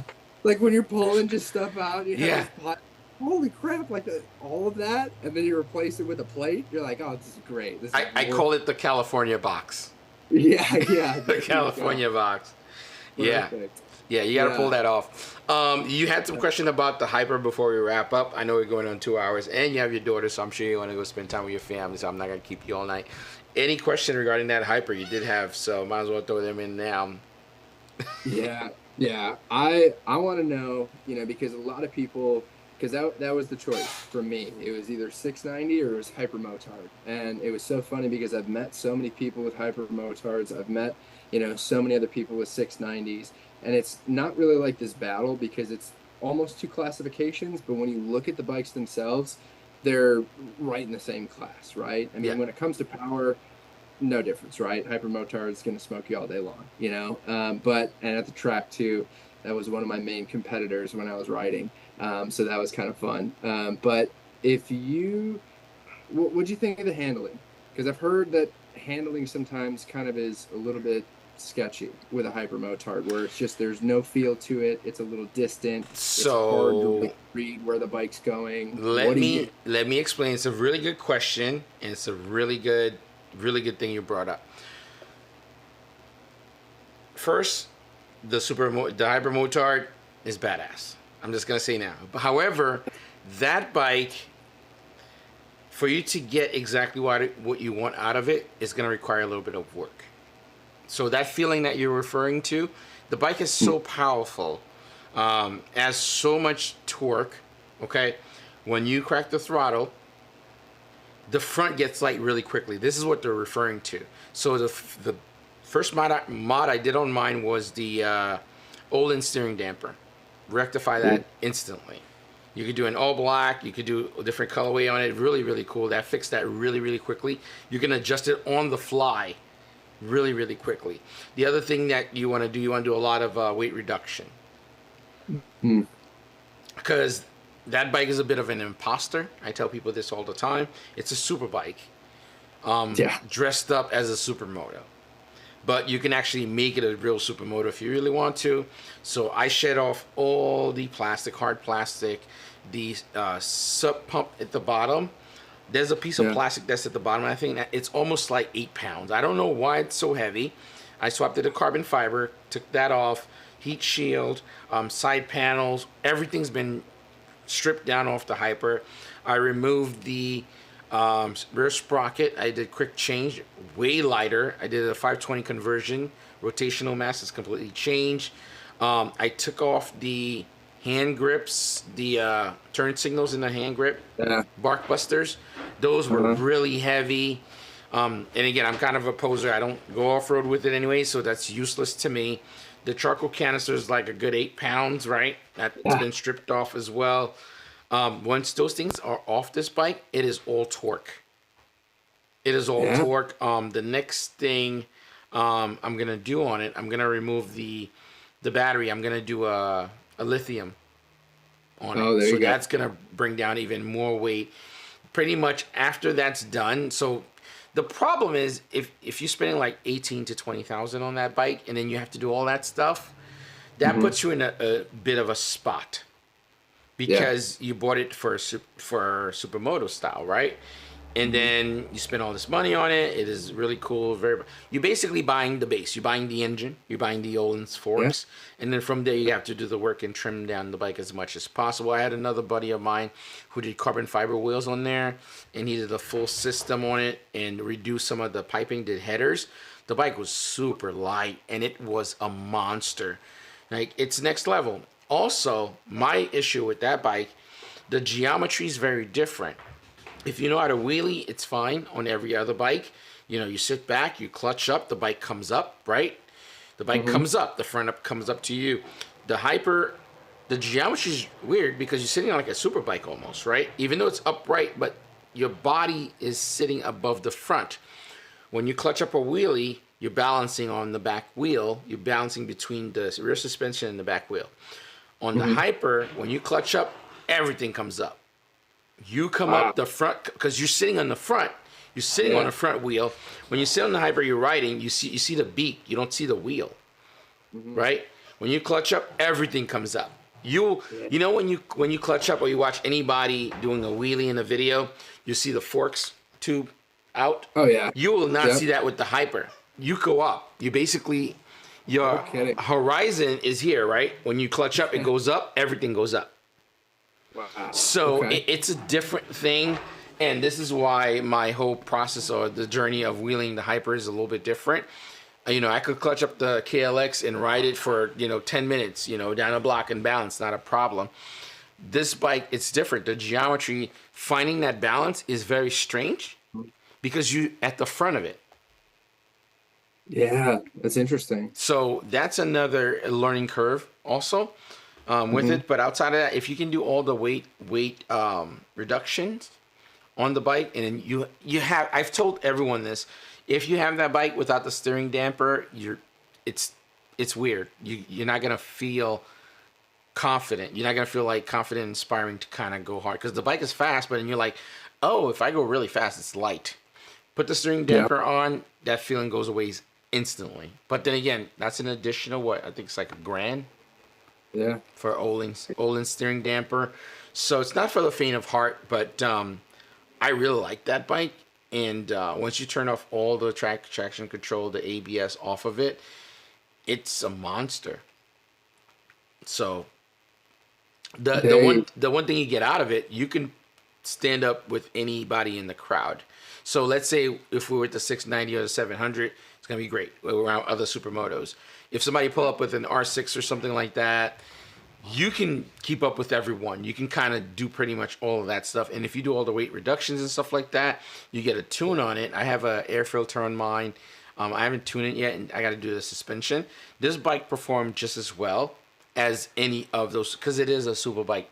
That's like an imposter. So that's where you are kind of it. And I tell people all the time, that bike is a bit of an imposter. If you go into it like it's a supermoto, I went into it as that as well, and then I realized, oh, it's a lot. Because I went to the dealer. I always tell this story because I think YouTube is always something very amazing to share. I went to the dealer, and I was looking for a 450, a DRZ, or maybe 250. And I'm like, oh, I'll do a 450. It's going to be perfect. And I get to the dealership. I'm at the service area. I like to greet everybody, say what's up. And they're like, oh, shit, man, you're Mike. You're from YouTube and stuff like that. And also, I work with Motivation. And they're like, oh, we know these guys. And it's like, we'll take care of you. We'll take care of you. We'll take care of you. And I got that bike so cheap. And it was like, yeah, it was really dope. After that, we built like this great relationship with the dealership. And it was just a lot has happened. So he was like, just trust me. Don't worry about the DRZ. Do this. And then I had, to be honest, I had the Hyper sitting in the garage for about a year before I did the break-in. After that, I kind of sat there because again, it's kind of weird. I kind of bounce between bikes, and there's like little times that I have where I get very excited about one bike, and I would ride it all summer as if the other ones don't exist, kind of thing. And I think that's the same thing that's happening with the Hyper now. So, but that's how that bike actually came about, and that's kind of like the power of YouTube as well. It's like I had a great relationship with that company, also with the dealership. Now it's like a normal thing when I go see these guys. Like one of the technicians from that same dealership became really good friends with the guy. He left New York. He lives elsewhere. He was like, I'm traveling to New York, man. It's like, I think I might need a bike. I'm like, okay. you know, Yeah. and he's the master mechanic for Ducati. You know what I mean? And this guy has given me tons of gems, and it's like, you're working on this, do this, do this, do that, and it's just like open a floodgates of like tons of information and people. So, and that's where we are. Yeah. There you go. That's awesome. Yeah, man. That's a fun. That's So- good. Okay. So if you had one more question, I'm gonna throw. Yeah, of course. So if you had to basically pick between, your first time buying a Ducati, but you're trying to pick between like a Hyper Motard or like a Street Fighter, which direction would you go? Kind of like the upright naked or the Supermoto sort of style? I don't know. It's hard, man. If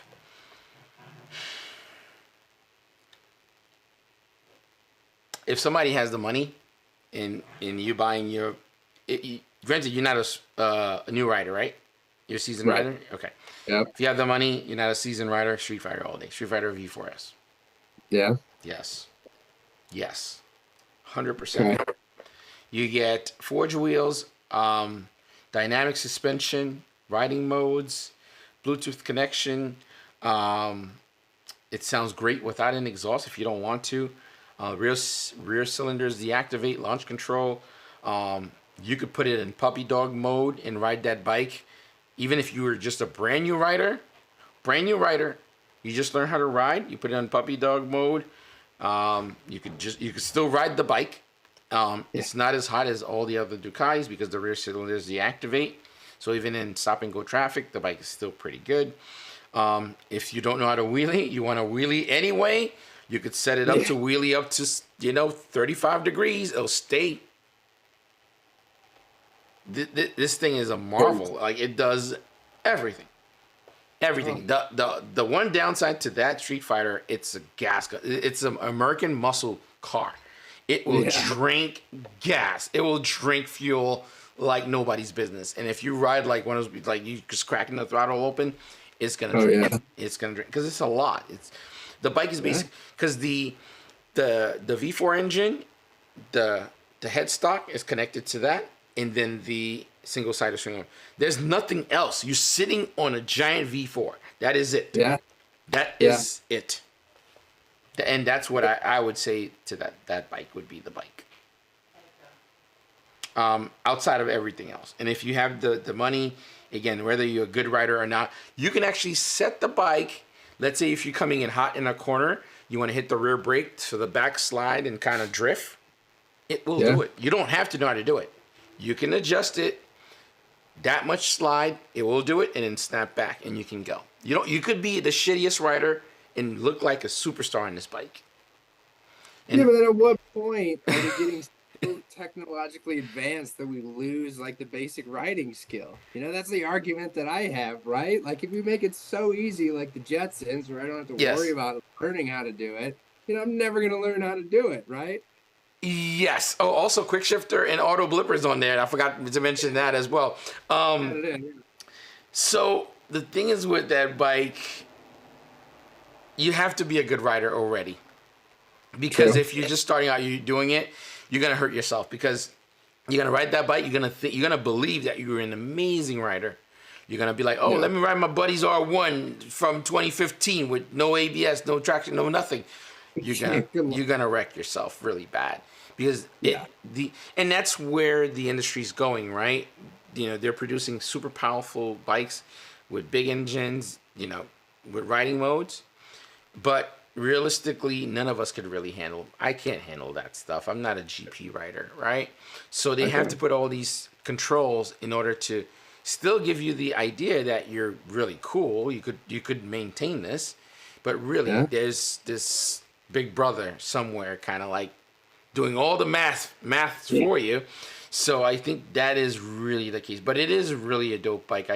It's one of my favorite bikes. I think I don't ride it a lot. I think last season I rode it a lot more. This season I don't think I'll ride it as much because I got the Aprilia and that's new, so I'm probably gonna spend more time on that. But that bike is the business for sure. You have to know what you're doing, though. It does give you a feeling of confidence, and the bike is buff enough, even though it doesn't have fairings and stuff. When you're riding, and you're like triple digit, I've ridden with another dude that I know. He's really a good rider. And this guy is like keeping up with any Panigale, any like R1, anything. So you know, your dash go blank. That means you're like 200 plus. And and when you tuck in the little design in the back, you see like the little back area. There's a little thing in the back of it. I know it looks cool. Everybody likes the way that looks.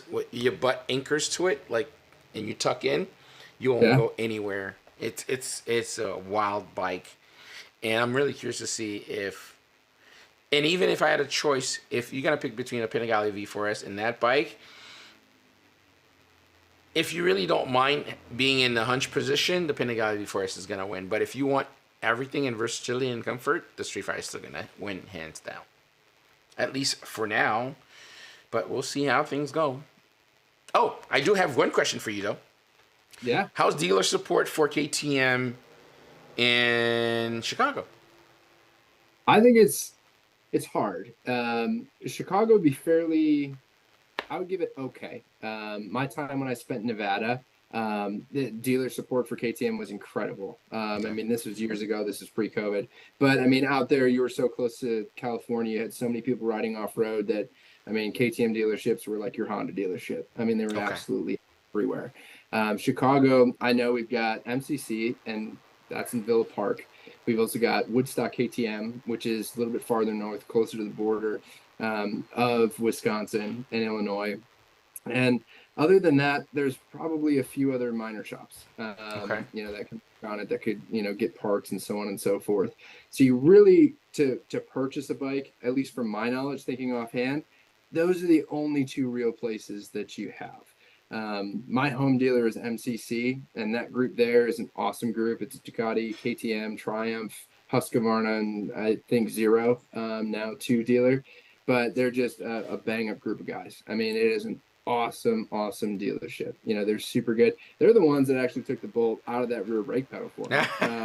So like, yeah, I'm gonna give them all the credit, you know, in the world, 100%. But other than that, you know, that's pretty much where you're stuck. What's interesting is, you know, since I bought that 690, I haven't brought it back to the dealer outside of the time that it didn't start. You know, all the service things I've attempted myself outside of the valves. I got to get the valves done. I'm not going to touch that. I am nowhere close to mechanically inclined to do that. But other than that, you know, that's the beauty and kind of the reason why I went with the KTM over the Ducati was because, yeah, I can crack a bolt. I can, you know, get in there. I can change coolant. I can change oil. I can do a lot of these things, you know, just from past experience and just the fact that it's pretty easy to work on. I mean, they are really easy bikes to work on and modify. There's not a lot of stuff you got to do to it compared to a lot of other different models. So that's where I'm really kind of happy and excited about that bike. So I've been a big fan of KTM and Aprilia. The biggest problem here in New York, there's no dealer support for either. Ooh. So that's the problem that I've always had for years and years. And recently, Ducati and Ducati Warhorse merged. So, and they have Aprilia. So now I have like actually a service place. Granted, there's like loopholes to kind of get the bike there and then for them to pick it up and stuff. But it's giving me an opportunity to actually join that. So, but I am looking at that 690 though. So I just got to find somewhere to get it. I could do a lot of work on my own, but I'd like to have a support system because I expect my first year or two, if anything were to go wrong warranty-wise, I don't have to freak out. Right. So that's the real dilemma that I have, but so far so good. I really like the Aprilia. Really, it's super easygoing. Ducati Warhorse was really cool about getting everything. It was just like a phone call, and it's like, here's some photos. What do you want? What do you like? And custom order.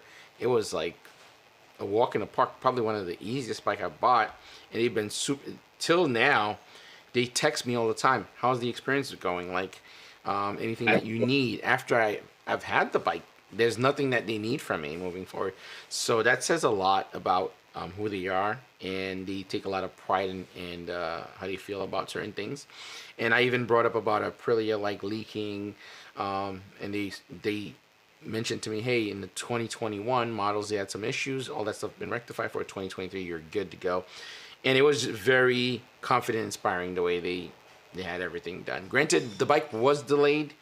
I bought the bike like in January, and it was supposed to be delivered before MotoGP, and it was delayed until then. And I didn't make a big deal about it because I had other bikes to ride and stuff. But then I was like, what the hell's going on? It was like, well, the bike got off the freight. They shipped it to the West Coast dealership instead of the East. So now I'm like waiting for it. But they were really good, man. I couldn't even be upset at the guy that worked with me. The guy has been so amazing in the very beginning till the very end. I was like, if you don't mind just making it happen. So much so, they're like, hey, just so you know, your first service, when we pick up your bike, we'll try to take care of stuff. So they're still trying to make it up for the delay. So, you know, it was a good experience. I'd say for now, I know Panigale V4S was on my radar for my next bike. Or a BMW S1000. Those are like my BMW S1000 RR or Panigale V4S, but I want to wait till 2024, see what Ducati does. Now I'm considering the Aprilia RSV4. I really like their power plant, the way their bike sounds. I remember being out in Detroit with Ebe and them, and that bike, when you do the quick shifter, and I realize what they do, is very different from parallel to an inline 4 V4 engine. There's a cluster of, I guess, gas when you do a quick shift that stays and then ignites. When you're on the Ducati, you don't feel it or hear it when you're on the bike. From the outside, you hear it. It's like an explosion with a quick shifter, right? It's really dope. When you like on ramp, you hear it. On the Aprilia, you hear it on the outside and you hear it on the bike. There's like this mini explosion every shift. And I'm finding out there's an extra, it's like fuel. There's extra fuel that's waiting to ignite upon the shift. It's incredible. You have to ride this bike for you to understand what I'm saying. Only downside, if you're somebody that's really big or tall, that bike's not for you. It's made for if you're like 6'8", 6'9", you're good. Sorry, not 6, 5'9", 5'8", you know. Yeah. 6 is pushing it, really, 6 feet tall. Because you're cramped. When I was on that bike, it's like, you know, you're tucked in like this. It's like everything touch your knees, your elbows. It's designed just to go fast. Yeah. Like, you're not going to do that all day, 100%. Yeah. It's incredible. That's what my next video that's coming out next Friday is all about dream bikes. And my dream bike is an S1000 RR. And I hadn't sat on a new one in eons, you know, so I went to a dealer, made the whole video around it. And when I sat on that S1000, it felt small. I mean, I put a foot up and my knee was smashed into that tank. Now I'm 6'1", almost 6'2" on a good day, so I can flat foot on my 690, no problem. So I've got a pretty big inseam. So for me, you know, a smaller sport bike is always kind of difficult for me to find. But the BMW felt like, I mean, a bicycle. It felt tiny. It felt like there was no room whatsoever, you know, as far as kind of getting that going. And it was incredible to me because, like, thinking back to sport bike days for me, I'm like, I don't remember being like this much of a struggle. Like, this is difficult. Like, here, that's a huge different perspective, especially if you're uncomfortable while you're riding. I will tell you, BMW has my vote. I mean, I'm a Ducati guy, and I could say that, I could admit that. But BMW, if you're looking for a super bike that you could ride every day, BMW, hands down, man. That bike it makes you feel what I was expressing with the Street Fighter V4S. That bike conveys that in a super bike form. It makes you feel like a superhero. It makes it feels easy to go fast. Everything feels like it's really good, but I know a lot of it's being done on the back end for me too. Yeah. It's a really dope bike for every day. Like, for example, I never thought I'd need cruise control. I always thought it was like a throwaway thing. Like, today I'm like on the road and I'm like, oh, I'm on this bike. It's like, it's tight. Let me pull over and hang out. And I've never read the book for the cruise control part, that section. And I actually figured out I was going. I'm like, God damn, this is it's a big deal. I'm like, people talk about this all the time. I'm like, who cares about this? And I'm like, wow. Do you ever go back from that? That's like really weird. It was cool. I mean, that Aprilia is an amazing value. I keep telling people this. For the amount of money you pay, you get a lot of bang for your money. a lot of bang for your money. So, cruise control. Who knows? That would have made my day. Yeah. Making me consider. Here we go. Man. Anyway, Kaysen, let the people know where you could find you. I kept you here so long, man. It was such a pleasure talking to you. This was like super seamless. Like it was too good, dude. Anyway, you're always welcome back to come through and just chat up, to be honest. And if you want, you always come through so we can chat, see if we can get more people pushed to your channel, because I think you know your channel should be a lot higher than that, man. So for me, if you win, I'm happy. I like seeing other people do well. I'll do my best to try to help, man. So I appreciate that. I'm here to help you too. I appreciate it, Mike. Thank you for having me on. This has been awesome. I love just talking to someone else who gets bikes, who loves motorcycles, who has the passion, and who can share that on YouTube and hopefully influence some other people, and at least get to talk to some of the subscribers or maybe new likewise, and really get out there. But for me, my YouTube name is Life Well Ridden, so you can find me on YouTube at Life Well Ridden, or you can find me on Instagram at Life Well Ridden as well. And that's the mantra there. Yep. Also, guys, if you're watching, you will see his tag at Life Well Ridden right below his screen. So definitely go out, give him a follow on Instagram, subscribe. By the way, guys, always appreciate all of you guys tuning in and watching. Again, if you want to support the channel, you guys know the deal. All of the sponsors, Cardo, Motivation, everything are linked in the description. Hit those links. We do get kickbacks. We get like special deals and stuff. So, or at least get you guys some discounts and stuff. Would appreciate you guys shop. Or if you're gifting, hit those links as well. Or share the links with friends. I'll catch you guys next Sundays. Well, next Sunday, not Sundays. With another dope guest, man. You guys have a good night. Kaysen, it was a pleasure, sir. That was really, really dope. Thank you for taking your Sunday, sir. Absolutely. Thank you for having me, Mike. This was awesome. Yeah, man. Pleasure's all mine, brother. Have a good night, everybody. Peace. See ya.